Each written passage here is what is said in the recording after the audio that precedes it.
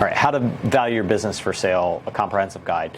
So something people don't necessarily think about that they should, and this is why you should have a professional do this, is it's all about the numbers, but it's not just all about the numbers. One of the things you need to think about are various ways that you help create that revenue, employees, staffing, customer concentration, supplier concentration, things like that. There's all kinds of questions out there that we kind of take a deep dive into as professionals that do this every single day that you may not necessarily be thinking about.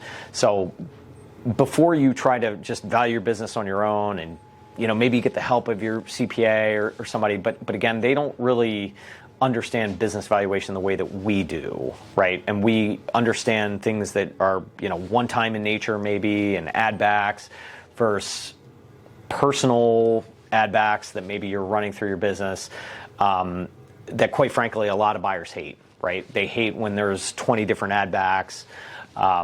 We will walk you through exactly sort of what's acceptable, what's not acceptable, things that buyers think about that you may not necessarily be thinking about.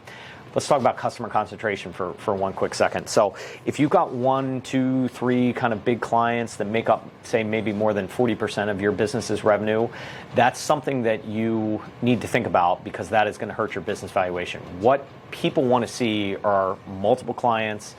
Hopefully they've been there multiple years, none of which comprise too much of your revenue, right? And that's important because suppose you have the relationship with one of those big clients or with all 3 of those big clients, right? And so now you're gone, the new buyer steps in, they filled your role, or let's say it's a private equity firm that has to hire a new CEO to have relationships with those people.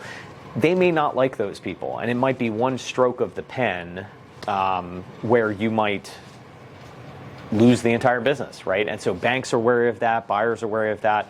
I'll give you an example. One time a business approached us for evaluation and they were working with McDonald's. They built a lot of McDonald's in the Southeast and South in general. And people sometimes think, wow, that's great, it's McDonald's. They're putting one on every corner. You can just grow with them.